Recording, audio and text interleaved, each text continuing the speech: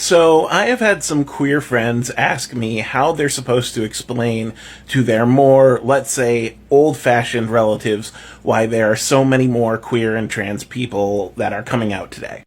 I mean, anyone who's queer knows how frustrating it is when they say, oh, back in my day there was no gay people and people are recruiting and blah blah blah. So here's the analogy I use. Imagine you go grocery shopping and you go to the produce section, and there's all these different types of fruit there. But the signs say, we have apples and we have oranges. And you pull one of the workers over and you're like, excuse me, I'd like to buy a grape.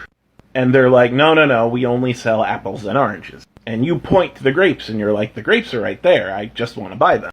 And they're like, no, we only sell apples and oranges. And you're like, okay, well, what if I pick up this bunch of grapes and bring them over to the cashier and buy them? And then the worker tells you, if you do that, you will never be allowed to buy groceries again. And you're like, well, shit, what I really want is a grape, but if I do that, I'll never be able to buy groceries again. I guess I'll buy an apple because it's kind of sweet like a grape. And everyone else does the same thing. The people who want grapefruits buy oranges. The people who want pears buy apples. They buy what's ever closest enough because they want to be able to buy groceries again. And what do they do if they actually want to buy grapes? Well, they go to smaller mom-and-pop grocery outlets that don't have that policy and that aren't going to punish them for buying grapes. And then they buy grapes, but they don't let the big chains know because they want to be able to keep buying groceries there. And then that big supermarket publishes something in the paper the next day. Based on our sales, people only buy apples and oranges. But that big supermarket forced them to do that.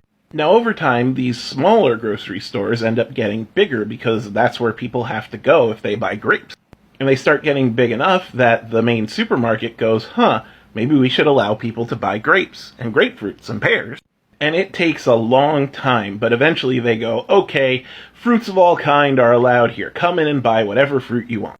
And so people come in, they buy apples and oranges and grapes and grapefruits and pears and lemons and lychee nuts and all sorts of good stuff. And then the supermarket publishes their sales in the newspaper again the next day.